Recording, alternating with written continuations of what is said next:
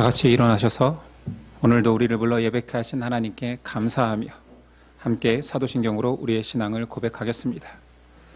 나는 전능하신 아버지 하나님 천지의 창조주를 믿습니다. 나는 그의 유일하신 아들 우리 주 예수 그리스도를 믿습니다.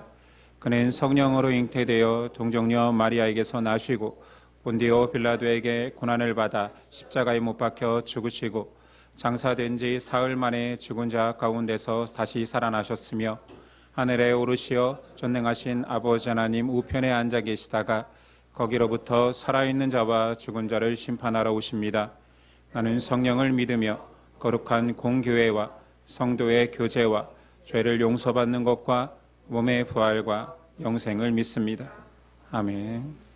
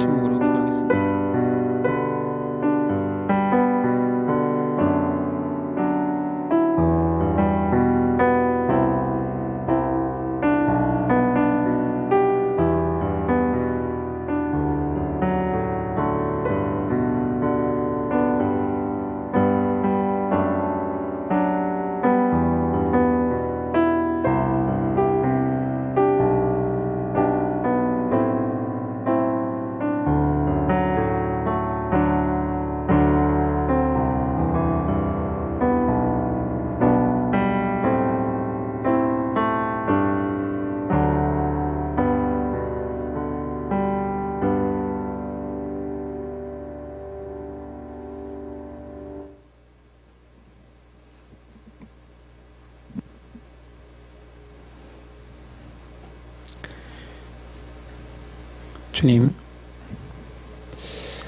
명절의 연휴 속에서도 가장 먼저 주 대신 하나님께 나아와 예배드릴 수 있는 믿음 주셔서 감사합니다.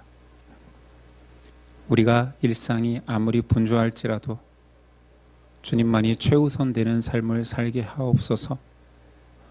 특별한 믿음이 아닙니다. 종된 자세입니다. 주님의 주되심을 인정하며 진실로 종의 자세로 하나님을 바라보며 살아가게 하옵소서. 하나님은 높은 보좌에서 우리의 명령하지 않으셨습니다. 높고 높은 보좌에서 내려와 가장 낮은 곳에서 우리를 섬기시고 사랑하신 예수님처럼 우리도 그 종됨을 닮아 어디에서나 겸손하게 주님을 따라가게 하옵소서. 명절에 많은 가족들을 만날 것입니다.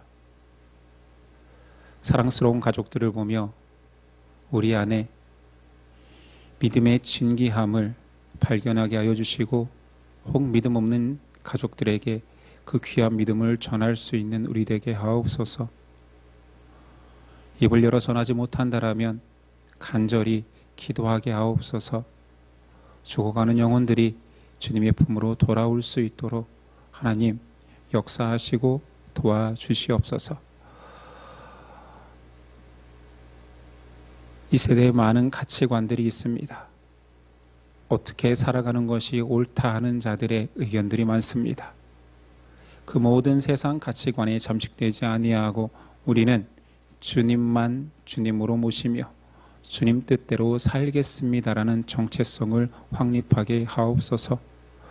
어떠한 순간에도 어떤 사람과의 만남 속에서도 고백할 수 있는 우리 되게 하옵소서. 그러기 위해서 우리의 태도는 겸손하게 섬기며 낮아지게 하옵소서. 우리를 통하여 하나님 나라가 확장되게 하옵소서. 주님, 오늘도 우리에게 믿음 주실 것입니다. 말씀이 우리 믿음을 더욱 확신케 하고 우리를 세워줄 것입니다. 믿사오니 말씀 가운데 역사하시고 죄종에게 명령하옵소서. 아멘으로 순종할 수 있는 믿음도 성령님 주시옵소서. 기대하며 예수님의 이름으로 기도드렸습니다. 아멘. 우리 일어나셔서 십계명 낭독이 있겠습니다.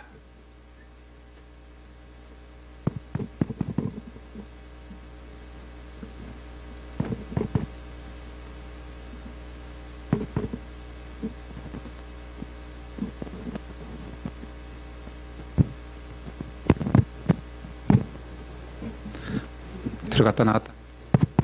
네, 다시 나오네요. 하나님이 이 모든 말씀으로 말씀하여 이르시되 나는 너를 애굽 땅 종되었던 집에서 인도하여 낸 내 하나님 여호와니라. 제1은 너는 나 외에는 다른 신들을 내게 두지 말라. 제2는 너를 위하여 새긴 우상을 만들지 말고 또 위로 하늘에 있는 곳이나 아래로 땅에 있는 곳이나 땅 아래 물속에 있는 곳에 어떤 형상도 만들지 말며 그것들에게 절하지 말며 그것들을 섬기지 말라. 제3은 너는 내 하나님 여호와의 이름을 망령되게 부르지 말라.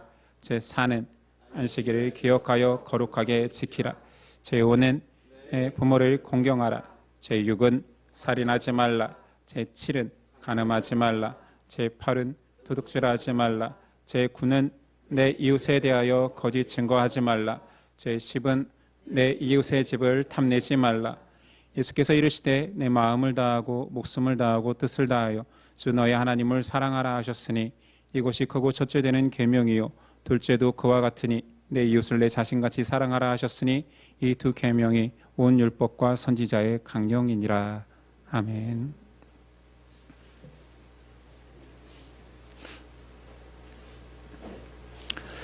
오늘 우리에게 주시는 하나님의 말씀은 누가복음 19장 28절에서 44절입니다.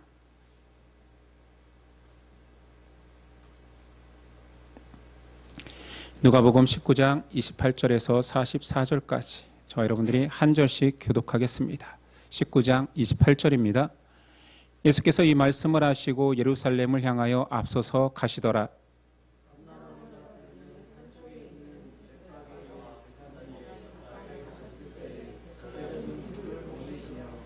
이르시되 너희는 맞은편 마을로 가라. 그리로 들어가면 아직 아무도 타보지 않은 나귀 새끼가 매어 있는 것을 보리니 풀어 끌고 오라.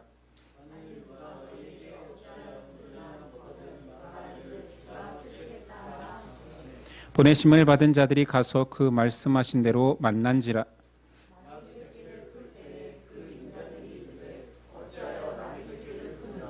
대답하되 주께서 쓰시겠다 하고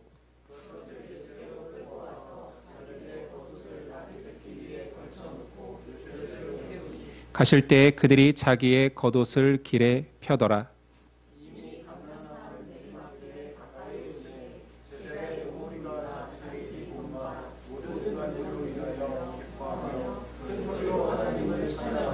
이르되 찬송하리로다. 주의 이름으로 오시는 왕이여, 하늘에는 평화요 가장 높은 곳에는 영광이로다 하니,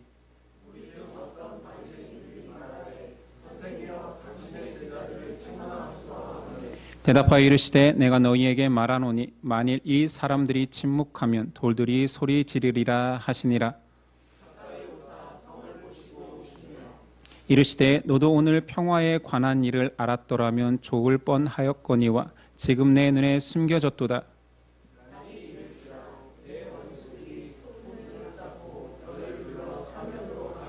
함께 읽습니다. 또 너와 및 그 가운데 있는 내 자식들을 땅에 메어치며 돌 하나도 돌 위에 남기지 아니하리니 이는 내가 보살핌 받는 날을 알지 못함을 인함이니라 하시니라. 아멘. 오늘 말씀의 제목은 열광 속에서 흘리신 눈물. 열광 속에서 흘리신 눈물이라는 제목으로 나누겠습니다. 오늘 말씀은 예수님께서 예루살렘을 향한 긴 여정이 끝나는, 그리고 그 끝에서 예루살렘에 입성하는 장면입니다.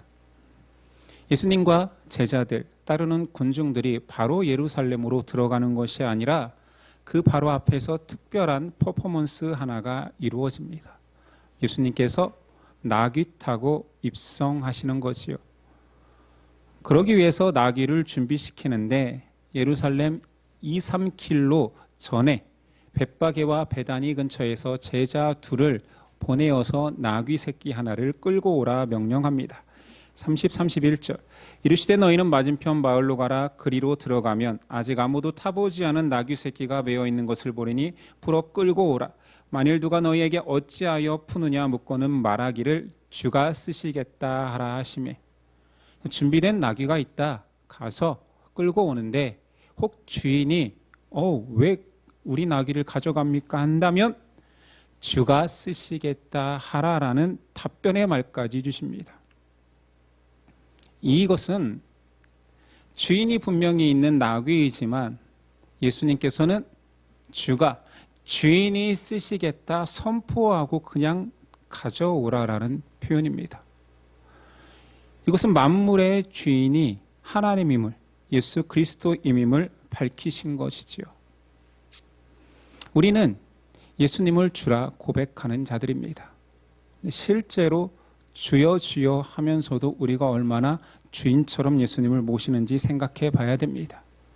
내 인생의 주인이 나인 것처럼 우리가 살고 있지요. 주인이 있음에도 주인 없는 종처럼, 혹은 자신이 종이면서도 주인 행세하며 살고 있는 게 우리 아닙니까? 그런데 예수님은 이 한마디를 통하여서 주인이 있는 나귀가 있다 할지라도 그 나귀의 주인조차 나다.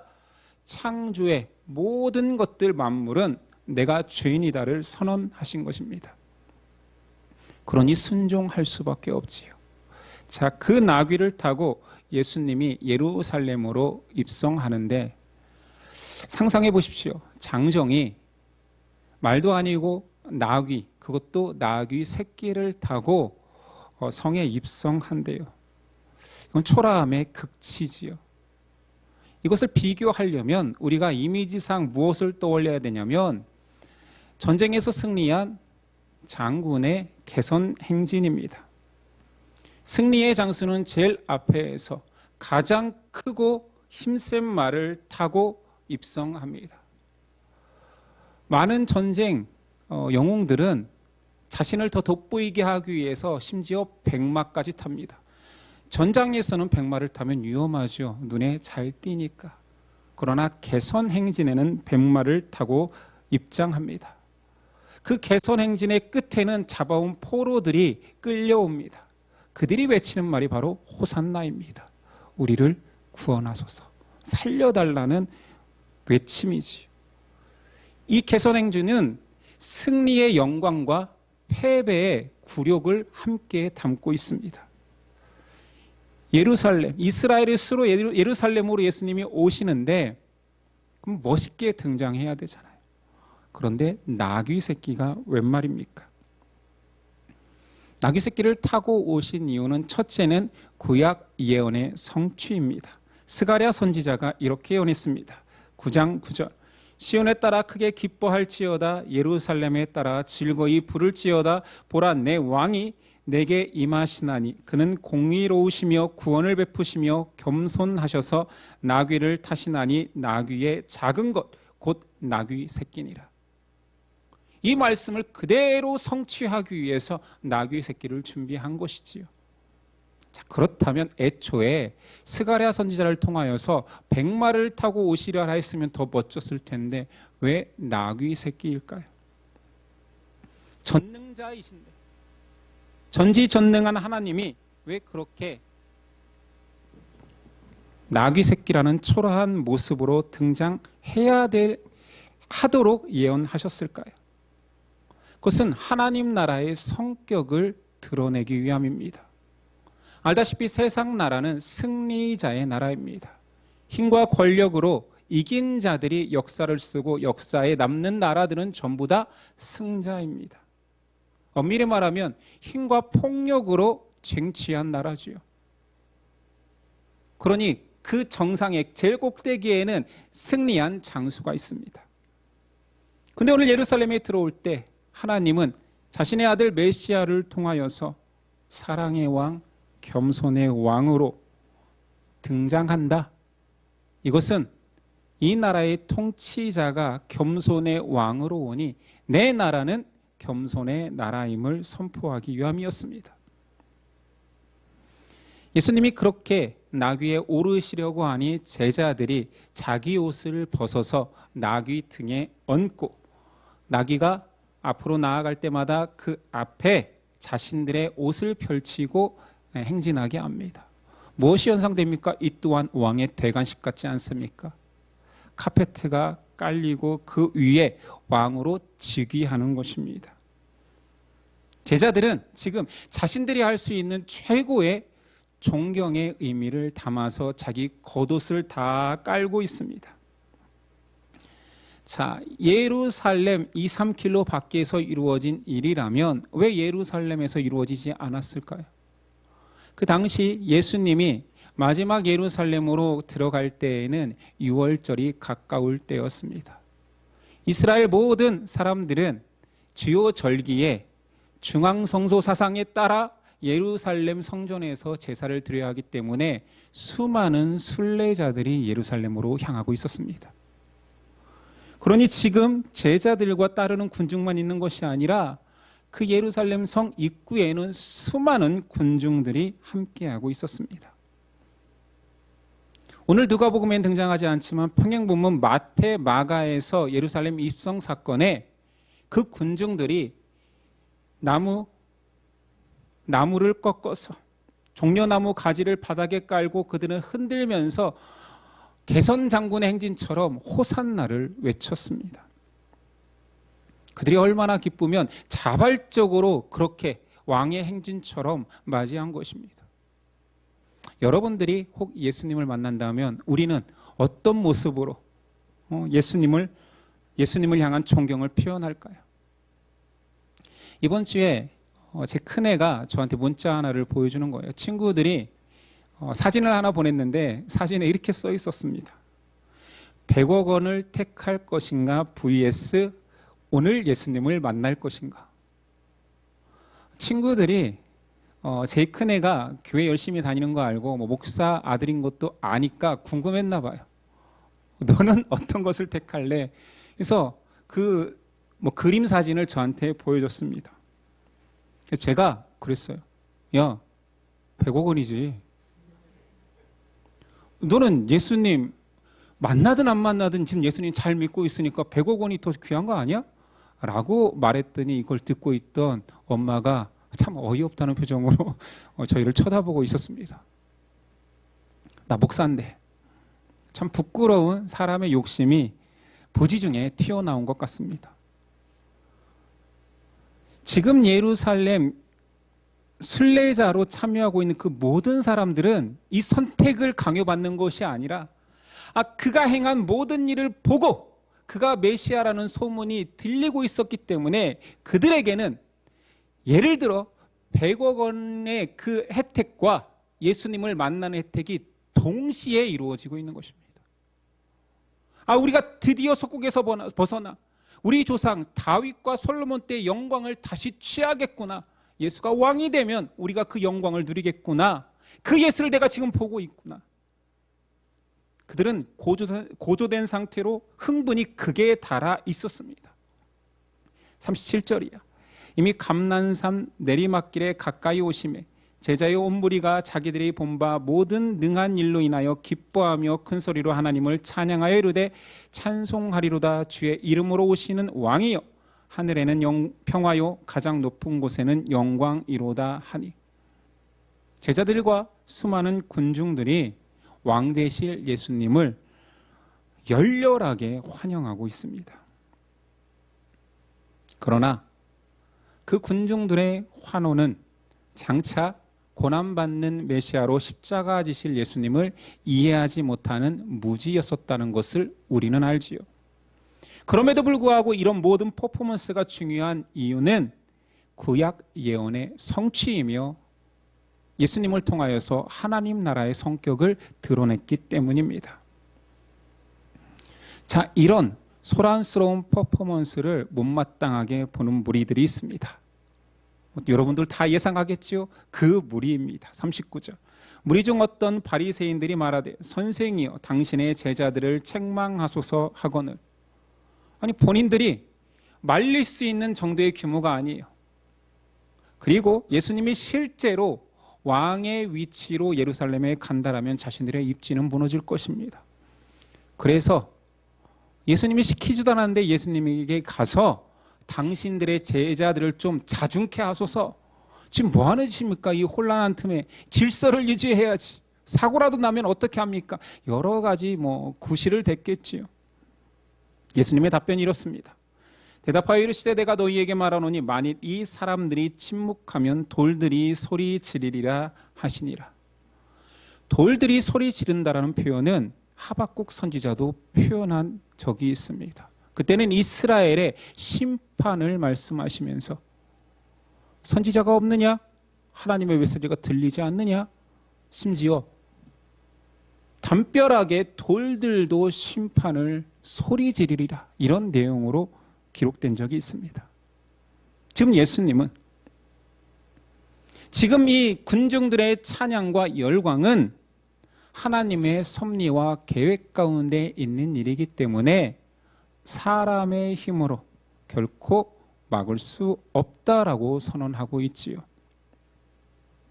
여기까지는 우리가 잘 알고 있는 그 입성 사건입니다. 그런데 갑자기 분위기가 급반전됩니다. 사복음서에 예루살렘 입성 사건이 다 기록되어 있는데 유일하게 누가복음만 한 가지 사건을 더 기록하니 41절입니다. 가까이 오사 성을 보시고 오시며. 대부분의 사람들이 예수님께서 예루살렘에 들어가시면 정치적인 왕이 될 것이다. 진정한 이스라엘의 해방자가 될 것이다 하며 열광하고 있습니다. 이때 예루살렘을 보시는 예수님은 예루살렘이 무너질 것을 아시고 그 재앙을 아시기 때문에 슬퍼하며 눈물을 흘리십니다. 그런데 왜 사복음서에는 유일하게 누가복음만 이 운다라는 표현을 넣었을까요? 예수님의 눈물을 표현했을까요? 아마 그냥 예수님 안타까움에 눈물을 표정 관리도 하면서 지그시 흘리셨나? 그래서 제자들이 못 봤나? 그런데 누가복음 원어를 찾아보니 그 우시며라는 단어 에클라우세는 소리 죽여 숨죽여 우는 눈물이 아니라 통곡입니다. 독특하죠? 상황하고 너무 극단적인 차이를 보입니다. 모든 군중들이 열광하고 있는데 예수님은 예루살렘을 바라보며 통곡하십니다. 이것이 영적인 역설이며 진리의 역설입니다. 환호 속에서 눈물이라니요. 연약하고 무지한 사람들은 한 치 앞도 몰라 지금 당장에 있어질 일, 자기들의 생각에 이루어질 일을 놓고 환호하고 있고, 모든 것을 아시는 하나님이신 예수님은 그 인생들의 심판을 보며 눈물을 흘리십니다. 이것이 절대자와 사람의 간극, 영적인 지식의 간극이지요. 예수님 그 눈물의 의미를 설명까지 해주셨습니다. 42절이에요. 이르시되 너도 오늘 평화에 관한 일을 알았더라면 좋을 뻔하였거니와 지금 내 눈에 숨겨졌도다. 날이 이를지니 내 원수들이 토둔을 쌓고 너를 둘러 사면으로 가두고 또 너희와 및 그 가운데 있는 내 자식들을 땅에 메어치며 돌 하나도 돌 위에 남기지 아니하리니 이는 내가 보살핌 받는 날을 알지 못함을 인함이니라 하시니라. 때가 되면 이 예루살렘이 사방으로 포위를 당하고 토담에 갇히고 너희 자녀들은 땅바닥에 내어침을 당하고 너희가 그렇게 귀히 여기고 안전하다 여기는 예루살렘 성벽은 돌 하나도 돌 위에 남지 않고 성전, 그 거룩하고 웅장한 성전도 돌 하나도 돌 위에 남지 않으리라 예언하십니다. 예수님의 통곡은 예루살렘의 비극을 알고 있기에 하신 슬픔의 통곡입니다. 예언이시지요. 예언은 두 가지 의미의 심판을 담고 있습니다. 그래서 예언의 이중성이라는 말을 쓰기도 하지요. 첫 번째는 실제로 역사 속에서 예루살렘이 멸망함을 예언한 것입니다. 예수님 부활 후 주후 70년에 로마 장군 티투스에 의해서 이 모든 예언이 이루어집니다. 예루살렘이 철저하게 파괴되지요. 예언의 이중성 두 번째는 미래적 개념, 초월적 개념으로 영원한 하나님의 심판이 있을 것임을 선언한 것이지요. 이 예언의 이중성은 구약 성경에서도 그대로 드러납니다. 역사적으로는 수도 예루살렘이 바벨론에게 멸망할 것을 많은 선지자들이 계속 예언했고, 영적으로는 이스라엘 멸망, 신앙의 무너짐을 이중적으로 예언했습니다. 이사야 3장 26절 그 성문은 슬퍼하며 곡할 것이요 시온은 예루살렘의 다른 명칭이지요. 황폐하여 땅에 앉으리라. 예레미야 7장 34절 그때 내가 유다 성읍들과 예루살렘 거리에 기뻐하는 소리, 즐거워하는 소리, 신랑의 소리, 신부의 소리가 끊어지게 하리니 땅이 황폐하리라. 스가랴 14장 1, 2절 여호와의 날이 이르리라. 그날에 내 재물이 약탈되어 내 가운데에서 나누이리라. 내가 이방 나라들이 모여 예루살렘과 싸우게 하리니 성읍이 함락되며 가옥이 약탈되며 부녀가 욕을 당하며 성읍 백성이 절반이나 사로잡혀 가려니와 남은 백성은 성읍에서 끊어지지 아니하니라. 그렇게 구약 성경에도 신약 성경에도 이스라엘의 핵심 중심지 수도, 그리고 영적인 성전이 있는 그 예루살렘 성전이 있는 그곳이 무너짐을 예언하였고 실제로 무너졌습니다. 영적으로도 이스라엘이 신앙을 잃어버리고 여호와를 떠날 것임을 그렇게 드러냈었지요. 그리고 마지막 계시록에는 죄송합니다. 그 모든 역사적 바벨론과 로마로 상징되는 영적 바벨론과 로마가 하나님의 심판을 받아 완전히 무너지고 새 예루살렘이 세워짐을 예언하고 있습니다. 이것이 하나님의 계시에 의한 성경에 기록된 전 세계의 역사입니다. 예수님의 통곡은 또한 인간 본연적인 죄성을 안타까워하는 눈물입니다. 예루살렘은 그의 선조 아브라함 때부터 하나님이 약속한 그 가나안 땅의 상징이었습니다. 선민 이스라엘의 중심지였지요. 앞에서도 말했듯이 그곳에는 유일한 성전인 예루살렘 성전이 있었습니다. 하나님 백성의 제사와 찬양의 장소였죠. 그 예루살렘이 심판의 중심지로 돌변합니다. 그들의 죄악 때문에 예수님이 그것을 보시면서 안타까우신 것이요. 내 백성이라 자처하는 자들까지 다 멸망당하리라. 예수님의 통곡은 또한 예수님이 전하러 오신 복음의 메시지를 알아듣지 못하고 보지 못하는 무지에 대한 답답함의 눈물이었습니다. 예수님이 메시아임을 인정하기만 한다면 그들은 하나님의 평안과 안식을 누렸을 것입니다. 그러나 지금 이 순간까지 제자들에게 3번이나 예수님의 순환을 예고했지만 제자들조차 이해하지 못하고 받아들이지 못했습니다. 귀가 있으나 듣지 못했고 눈이 있으나 보지 못했습니다. 사람들이 지금 영적 소경이자 귀머거리이기에 예수님의 답답함이 눈물로 터져 나온 것이지요. 예수님은 이 모든 상황을, 그 결론을 알고 있었습니다. 큰 성 예루살렘은 무너질 것이요 거룩한 성 예루살렘 성전 또한 무너질 것입니다. 그 이유는 이 땅에 사람을 구원하기 위해서 오신 이스라엘이 수천 년 동안 기다려온 그 메시아를 인정하지 않았기 때문에 발생할 것입니다. 그것을 경고하시는데 앞에서 계속 전한 복음의 메시지로는 말로 경고했지만 오늘은 딱 한 가지 모습으로 경고합니다. 바로 예수님의 눈물이지요.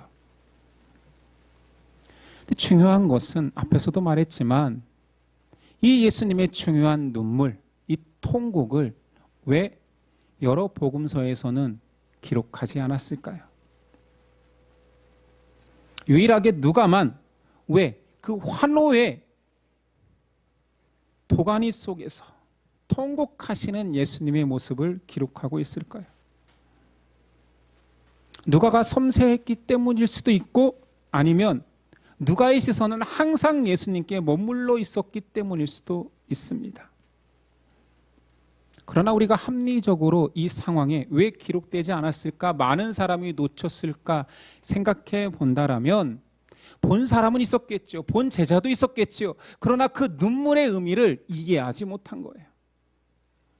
왜냐하면 자신들은 지금 환호하고 있거든요. 열광하고 있거든요. 그냥 자기 만족에 겨워서 자기 감정에 잠식되어서 예수님의 눈물의 의미를 파악하고 싶지 않은 것입니다. 봤어도 오해하는 것입니다. 앞서 3번의 순환 예고를 들었지만 무시하거나 이해하지 못한 거와 일반입니다. 왜 이런 상황이 되었을까요? 바로 사람들은 여전히 예수님의 마음에 무관심하기 때문입니다. 예수님의 생각과 사람의 생각은 다르고 예수님의 마음과 사람의 마음은 너무 다릅니다. 지금 사람들, 제자들을 포함한 군중들은 미친 환호를 하고 있습니다. 그런데 예수님은 통곡하고 있습니다. 아이러니하지 않습니까? 제자들은 예수님도 너무 감격스러워서 눈물 흘리시나? 이게 저렇게 울 정도까지는 아닌 것 같은데 했을 수도 있겠지요. 너무나 극명한 동상이몽이지요. 얼마나 다릅니까? 근데 이런 다름이 신앙한다는 우리 안에서도 이루어지고 있지는 않습니까? 예수님 생명 바쳐 복음의 소식, 하나님 나라의 비밀을 알려주기 위해서 전하고 있는데 우리들은 여전히 그 당시의 군중처럼 예수님이 왕 되면 내가 힘을 갖겠지, 나에게도 권능이 주어지겠지, 신앙생활하면 놀라운 축복이 임할 거야, 내 안위와 승리에만 취해 있지 않습니까? 19장 전체적인 맥락을 봐도 19장의 주제는 심판입니다. 아직 승리는 이야기하지 않습니다. 사람들만 지금 예루살렘에 들어가면 예수님이 왕 될 거라 승리를 외치고 있지, 예수님은 단 한 번도 예루살렘을 향한 여정 속에서도 내가 예루살렘에 가는 이유는 왕이 되기 위함이 아니라 죽으러 간다 했습니다.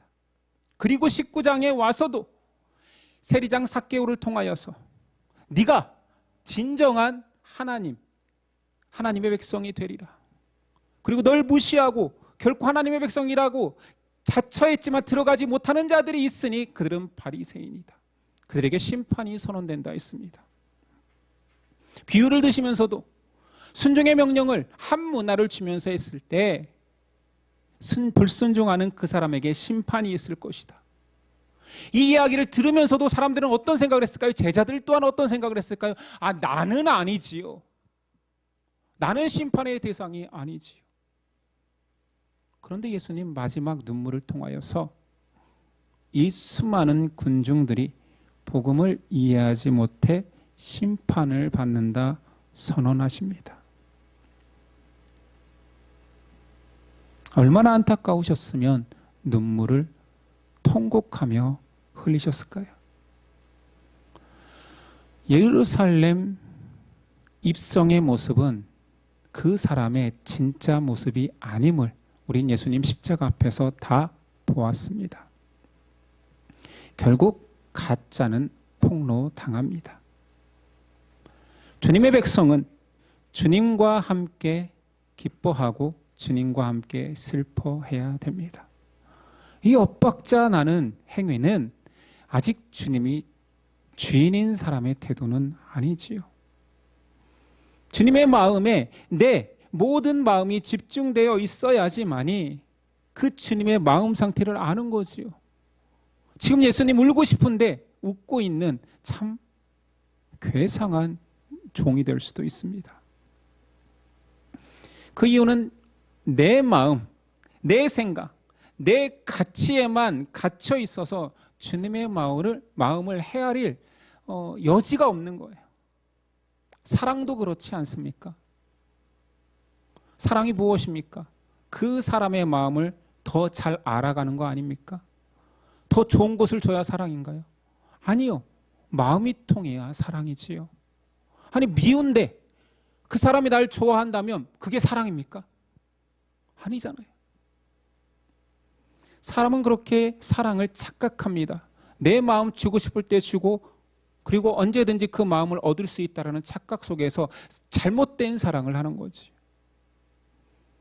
제가 유튜브를 보다가 굉장히 독특한 쇼츠를 하나 보고 아예 찾아본 드라마가 하나 있습니다. 제목이 특이해서 찾아봤습니다. 내용도 좀 자극적이었어요.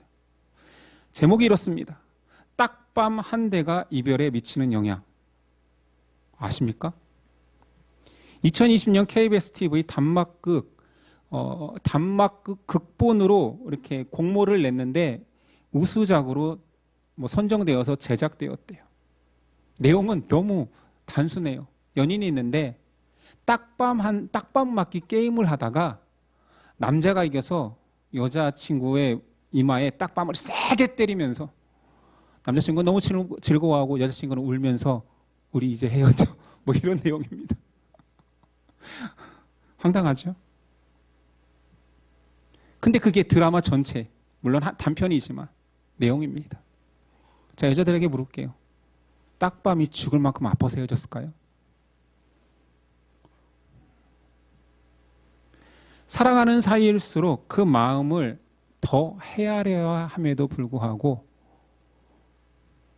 어떻게 사랑하는 나를 이렇게 세게 때릴 수 있지라는 그 마음이 해소가 되지 않는 것입니다. 근데 지금 남자친구는 행복해 죽어요. 여자는 지금 헤어지고 싶은 마음이 생기는데 우리의 신앙을 대변하는 것 같습니다. 자기 마음이 중요해. 지금 내가 인생에서 그냥 살만 하면 행복한 것입니다. 그러면 예수님도 행복해야죠. 내가 지금 좋잖아요. 예수님의 마음 자체는 중요하지 않습니다. 내가 행복하면 예수님도 행복한 거고, 지금 내가 너무 힘들잖아요. 예수님 지금 십자가에서 지금 피 흘리고 계셔야 되는 거 아니에요? 나를 위해 지금 울고 있어야 되는 거 아니에요? 내 만족의 교훈, 내 기준의 교훈, 나를 위한 신앙생활. 그건 예수님이 아닙니다. 창조주도 아닙니다. 그건 내가 만들어 놓은 우상일 뿐인 거예요. 산신령, 힘들 때만 찾아가는 비나이다. 필요 없을 때는 안 가면 됩니다. 연인 사이에서도 그것은 이별 사유예요. 마음이 통하지 않는데 헤어져야 마땅한 거지요. 딱밤 사건이 중요한 것이 아닙니다. 우리는 예수님을 주라 고백하는데 종 맞습니까? 어떤 종이 그렇게 삽니까? 아니, 주여 주여 하면서 부끄럽지 않습니까? 제가 종입니다 라는 고백을 계속하고 있는데 지금 우리의 모습이 종이 맞습니까? 예수님은 통곡을 하고 있는데 백성들은 열광을 하고 있습니다. 헤어져야 마땅한 사유입니다. 나만 행복한 신앙생활, 나에게 모든 것을 바쳐줘야 될 창조주의 임무, 이것을 기복주의라고 합니다. 내가 좋으면 예배드리고 나오기 싫으면 나 실족했다. 하나님이 어디 계시냐? 물론 어린아이 같은 믿음이라면 그럴 수 있습니다. 그런데 평생 그렇게 신앙생활을 한다면 그는 그의 정체를 의심해야 됩니다.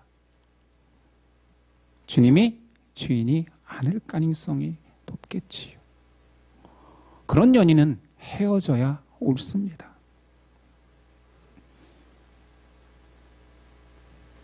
오늘 예루살렘 입성은 누가 봐도 왕으로 오신 예수님을 환영하는 대관식의 자리 같았습니다. 열광하는 것이 어쩌면 신앙을 고백하고 찬양하는 것이 귀합니다, 예수님이 왕이십니다, 이 고백이 신앙인 것 같습니다. 그런데 예수님이 통곡하고 계시는 것을 아무도 관심 갖지 않고 기록하지도 않습니다. 누가만 예수님의 마음을 알아보고 예수님의 하신 말씀을 기록합니다. 사랑하는 사람에게만 보이는 것이 있습니다. 예수님의 눈물을 발견한 누가처럼. 찬양이 무엇입니까? 노래 부르는 것이 아닙니다. 나로 인해 주님이 기뻐할 수 있다면 그것이 찬양인 거지요. 믿음이 무엇입니까? 사랑이 무엇입니까? 주님의 슬픔에 내 마음이 동화될 수 있는 힘을 주신 것. 예수님의 시선으로 세상을 바라보고 예수님이 기뻐하는 것에 기뻐하고 예수님의 슬퍼할 수 있는 것에 슬퍼할 수 있는 그 놀라운 감각이 사랑이고 믿음 아닙니까?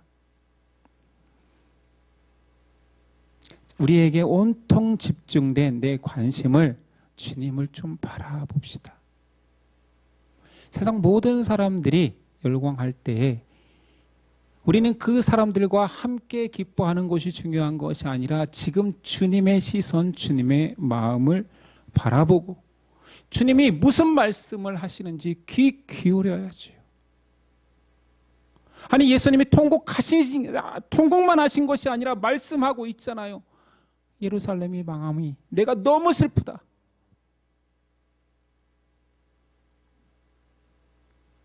주님의 눈물의 의미를 알아낼 수 있는 우리 되기를 바랍니다.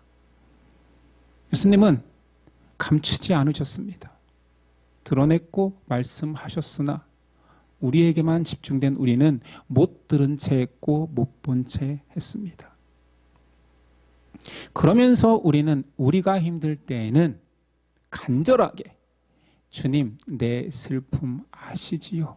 라는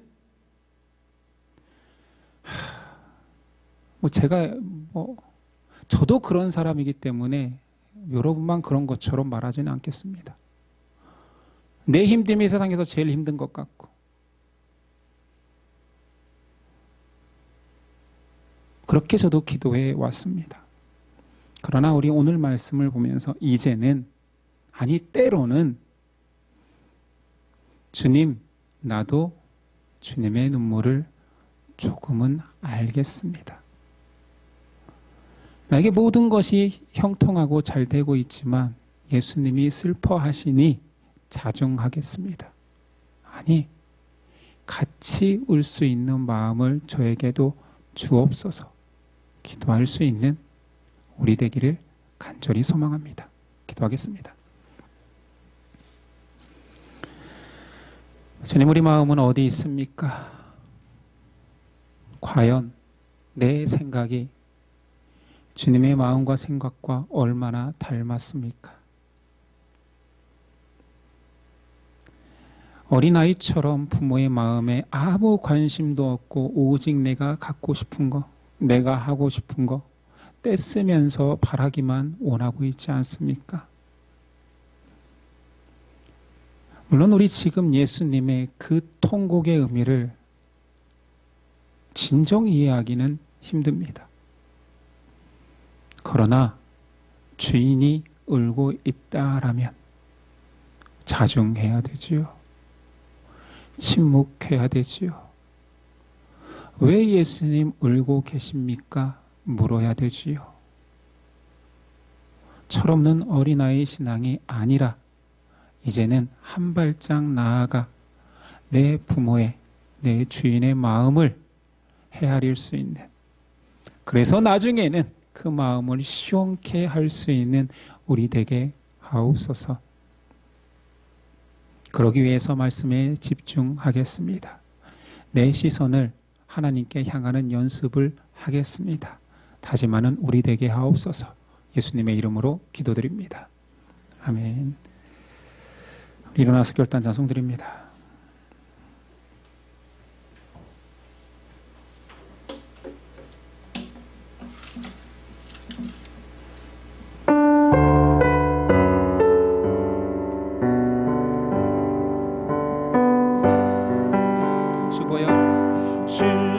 주보혈 날 정결케 하고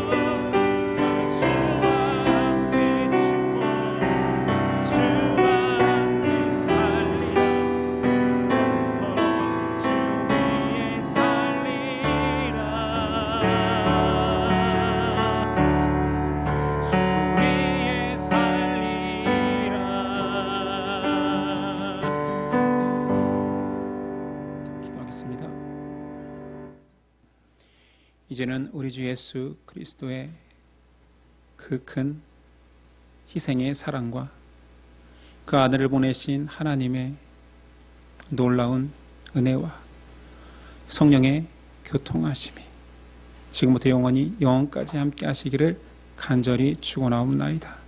아멘.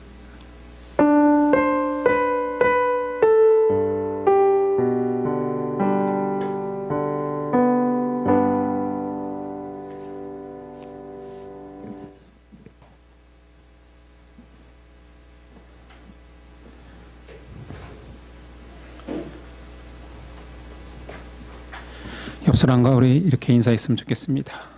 나도 주님의 눈물을 이해합니다. 네, 그런 고백의 사람이 됐으면 좋겠습니다. 마이크가 들어왔다 나갔다 해서 저도 산만하고 여러분도 산만하게 해서 죄송합니다. 어떻게든 다음 주에 해결해 보도록 하겠습니다. 오늘 오후 모임은 설 연휴 관계로 자연스럽게 교제하고 특별한 모임은 생략하겠습니다. 예시 멤버들 모두 건강한 명절 되시기 바랍니다. 예배를 마치겠습니다. 한 주간 승리하십시오.